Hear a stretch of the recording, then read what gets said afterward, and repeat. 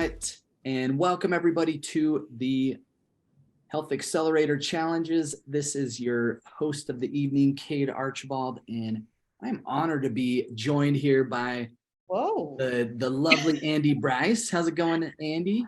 Honored. That's awesome. I was just going to say I should be recording this, but we are. It's going really well. Being now in the wonderful month of March and hopefully starting to see the back end of winter a little bit. We've had a brutal one. But yeah, I'm now, Jenny did February, I'm doing March. So yeah, it's good to be back. Yeah, well, welcome back. You took a little break in February and now you're back for March, and it's a brand new month. And yeah, so hopefully everybody is charged up, ready to take on March, and hopefully we get some sunny weather. So St. George, even, it was raining all day today. So it's been an interesting winter. I think up here in Salt Lake, it stopped snowing a couple of hours ago, but it basically snowed all day. None of it stuck to the road, but there's a lot more snow on the grass and what have you. But there's 570 something inches up at Alta. Record snow for this time of the year. That's awesome. At this time of the year. Yeah. That is one of the exciting parts about it, is we just had a killer winter, and hopefully everybody's enjoying some part of the snow and the great snowpack for the dams and for coming up for summer and everything. Fill up the lakes for me this summer, that's for sure. Yeah, for the Great Salt Lake, right? Yeah. Keep that. Those nasty chemicals. Colorado's hopefully looking really strong, so we got a solid Lake Powell's gonna get full, and that's at least my I was gonna say that's a little ambitious. I know, that's really ambitious. But maybe the tide will rise a little. I can still send the vibes out that direction. Exactly right. Yes. All right, well, hoping all of you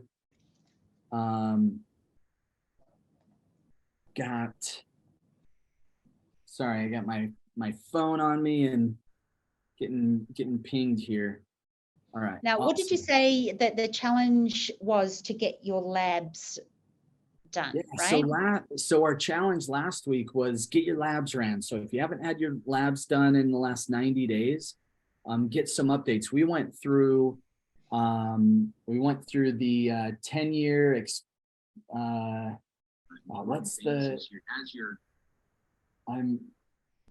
the 10 years roadmap. That's the word I was looking for.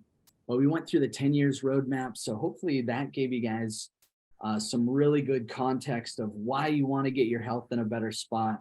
What are some future goals that you have to just, take your health to another level, but like take your life to the level that you want and you see. And so that's a lot of what we talked about this week.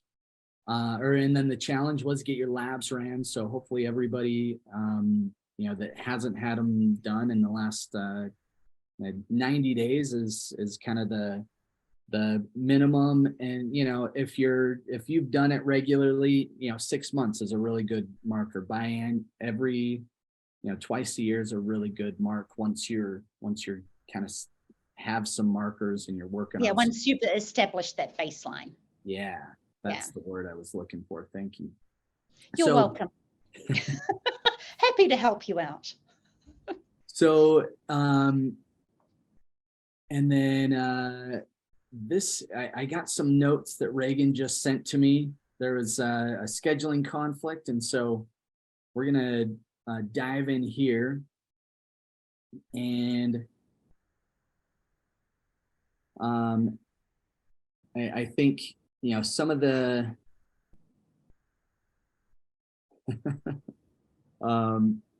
so some of the things that we wanted to jump into, it looks like Reagan's ready to maybe be able to hop in with us. Let me see here.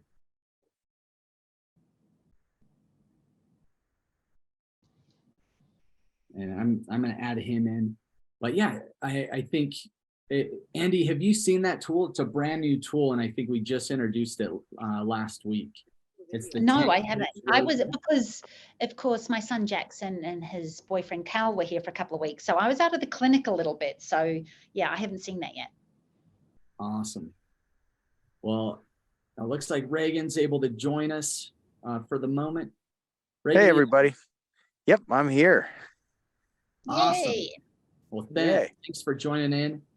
We were just talking about last week's challenge, getting your blood work done, and we talked about some really intriguing markers last week on blood work, as well as we went through the 10 years roadmap, which I was just telling Andie that 10 years roadmap is really exciting to really look at the future, where we're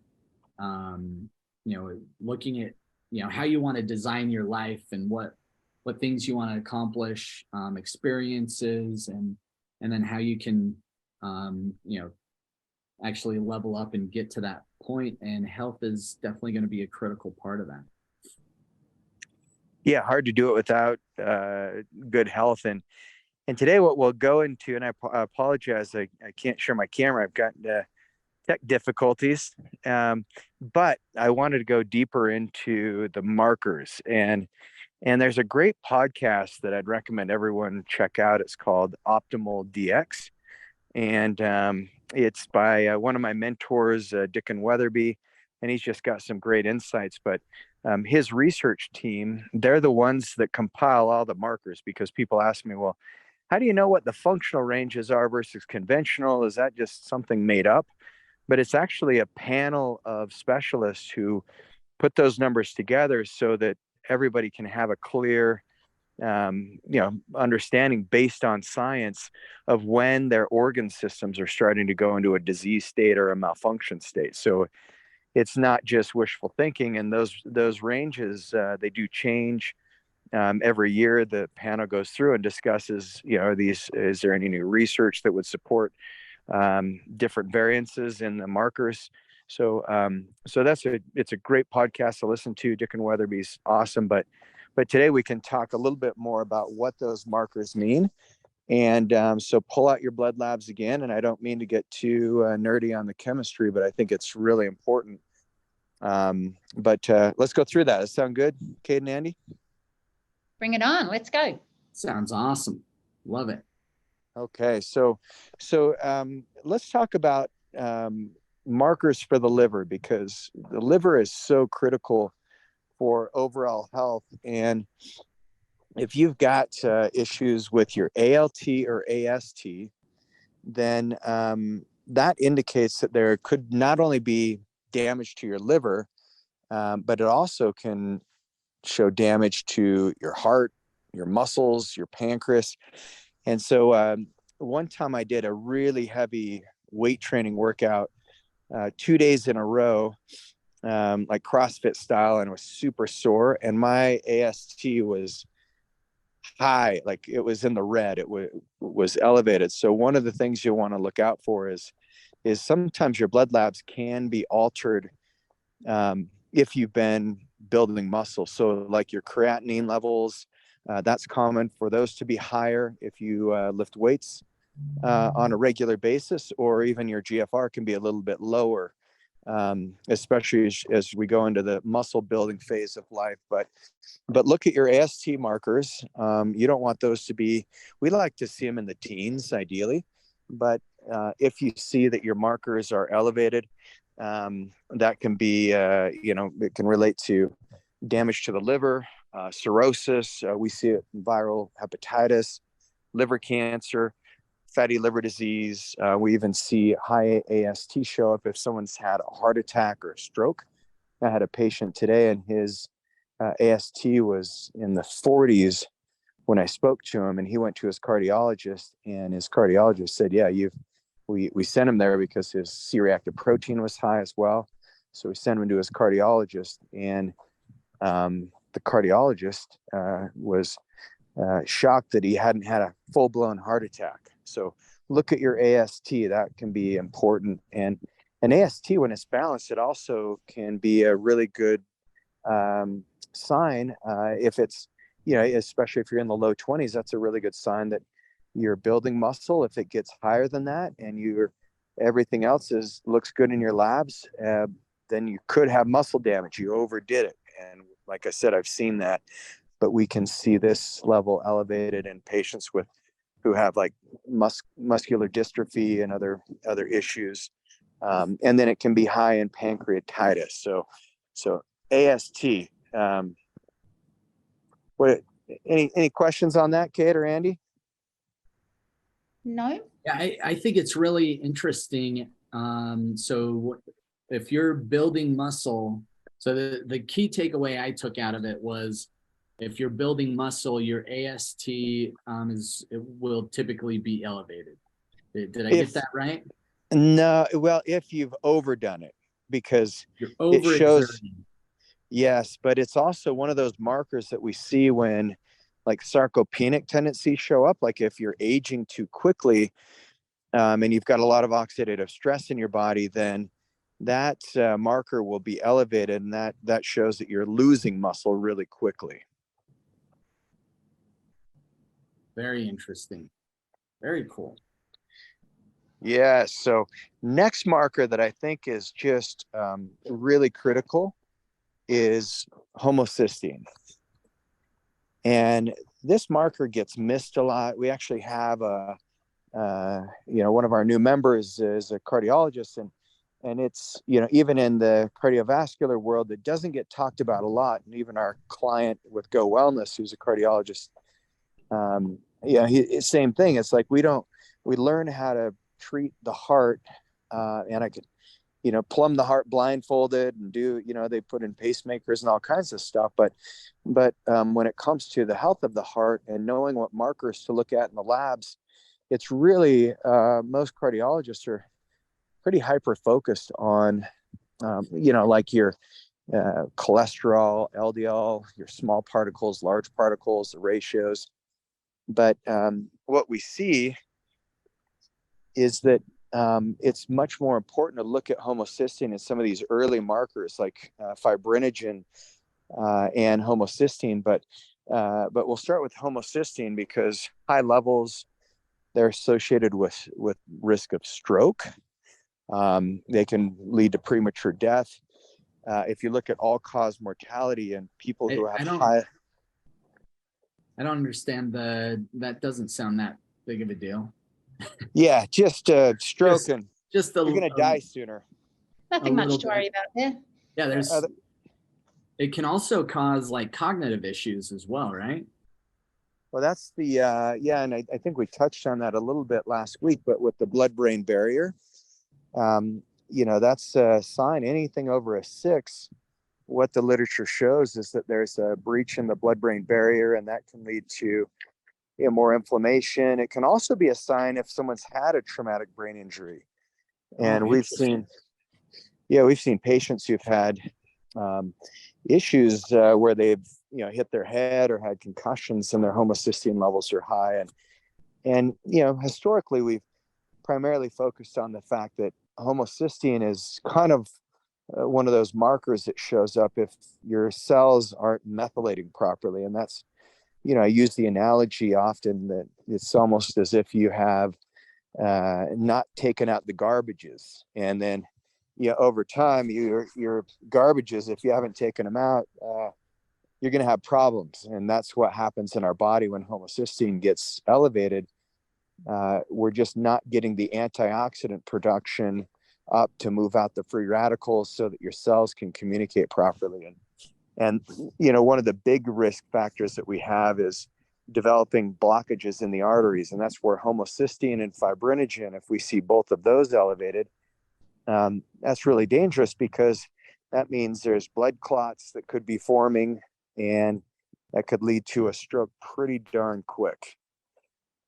So, homocysteine is a very interesting one. But back to the cardiologist, it's rare that they even look at that marker as a predictor of disease. And so I think what we're seeing now is we've got the new Clearly test that we'll be talking about next week. And next week, we'll also be talking about some of the interesting ways to screen for cancer, and with the RGCC and the Gallery test.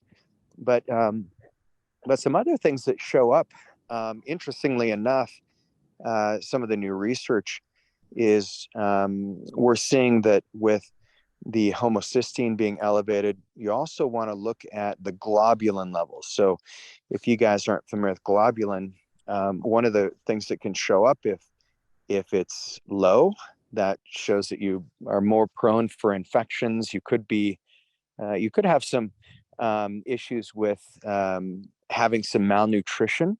I was doing a lot of fasting. Kate, do you remember when I got big into fasting for a Yeah. couple of years there? Yeah. It was hard to follow that. You, Me. what do you mean?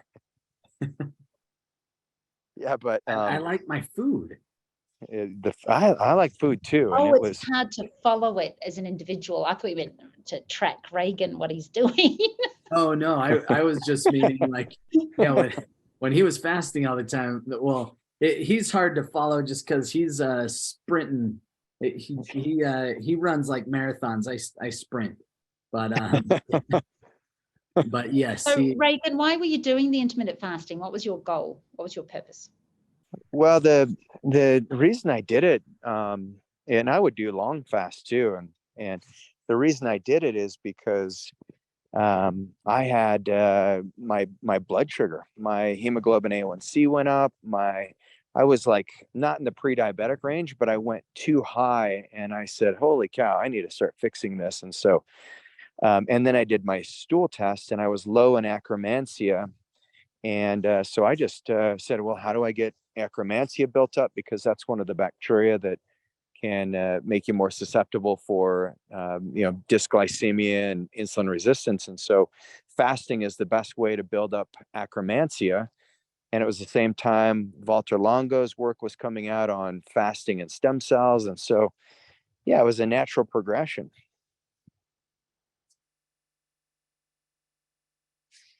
love it.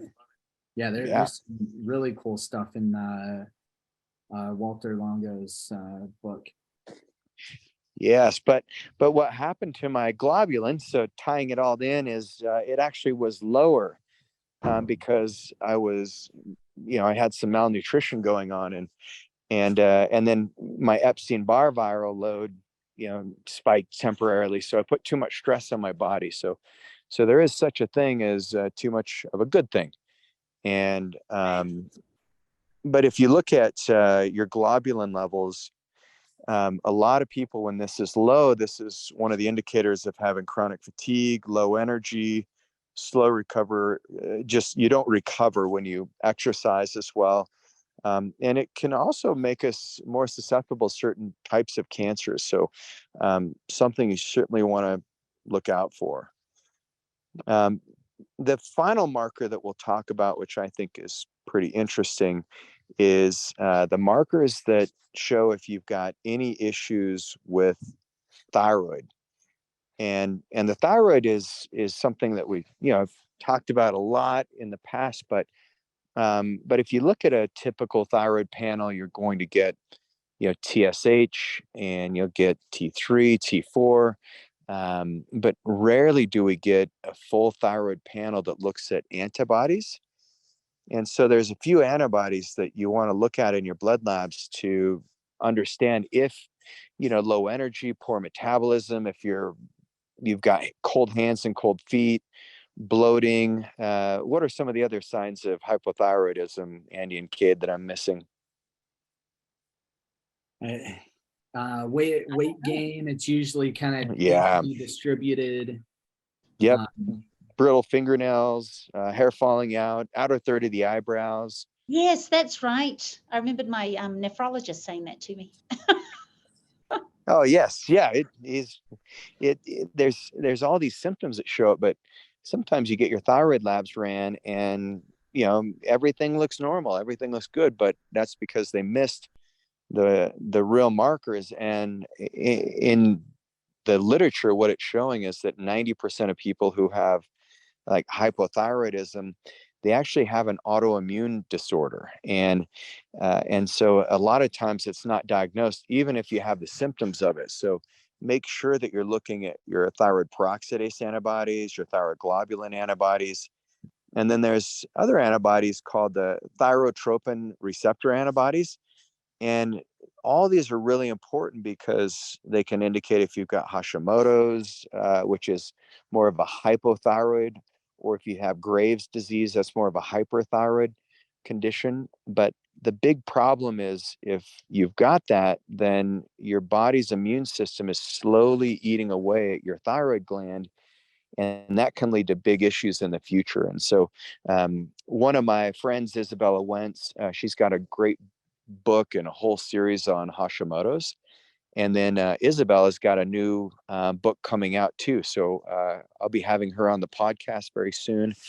But she is an expert in the thyroid, the autoimmunity, and I've been working with her for several years. So, but yeah, so the challenge tonight is, grab your labs, look at all those markers in detail. Those are some of the big ones that I think get overlooked. And then if you do, if there's any imbalances, dig in. And if you're using Chat GPT, ask Chat GPT, like, hey, what does this mean? And see what answers you come up with. And then next week, just say, hey, I wanted to research, on my marker, for, I wanted to see what, I'll just use an example. If I wanted to see what triglycerides meant, and then you can look up triglycerides. So yeah, take your labs and take a deep dive. And then next week, we'll answer any questions that you've got. And then we'll also be covering some of the insights on 3 new tests: the Clearly, the Gallery, and then also the RGCC. Yeah, I'm excited to dive into those tests. Those seem really cool. Well, thanks so much for jumping in, Reagan. I know there was some tech stuff going on, but glad we made it. Glad we all connected. Thanks, you guys. Yes, of course. So your challenge, so with the labs that you got, let's dig in and dive in and find a little bit of research out about some of those markers that may be off on your labs, or look at review what we talked about here, some of the critical markers that a lot of you won't have on traditional labs. Obviously, we run a very fully comprehensive panel, so if you got the labs from us, you'll see them on there. But even if you have some labs from your doctors, look and make sure is homocysteine on there. Do you have if your thyroid, if you have any of those symptoms that we mentioned around thyroid, do you have antibodies on there, as well as the full spectrum of thyroid hormones, but you want to look at the antibodies as well. Those are really critical points. Awesome. I know the 2 early ones around the liver was ALT and AST. Well, can you just run through the other ones quickly for everyone, please, Reagan, of what to, the ones that you feel are overlooked quite a bit? Can you just run through that list? Yeah, for sure. So look at your, well, and choose the one you want to, but yeah, look at your thyroid markers, all of them, T3, T4, thyroid peroxidase antibodies, but globulin was one we spent a little bit of time on the malnutrition. Homocysteine is a big one that we talked about today as well. And yeah, those were the main ones: ALT, AST, homocysteine, globulin, and then the thyroid markers. Awesome. Killer. Thank you so much, Reagan. And I'm excited. Oh, he is. Oh, look at that background. Our fearless leader. I'm excited. So our next podcast, we got Dr. Todd Watts on the podcast tomorrow. Going to be diving into some cell core stuff. So don't miss that. And we will see you all next week, same time. Just quickly before we end the call, Cade, the cell core one would be really interesting, because so many people, as a matter of routine, because it's helping you with your peptides and it's a detox system. So many of our patients are on the cell core, so please really do try to listen to it live, because you get to be interactive. But if not, you can see it on YouTube, because so many of you have, if not on it currently, have been on it. So it's really worth a listen if you can. Don't miss it. Yeah. Dr. Todd's awesome. He's so cool.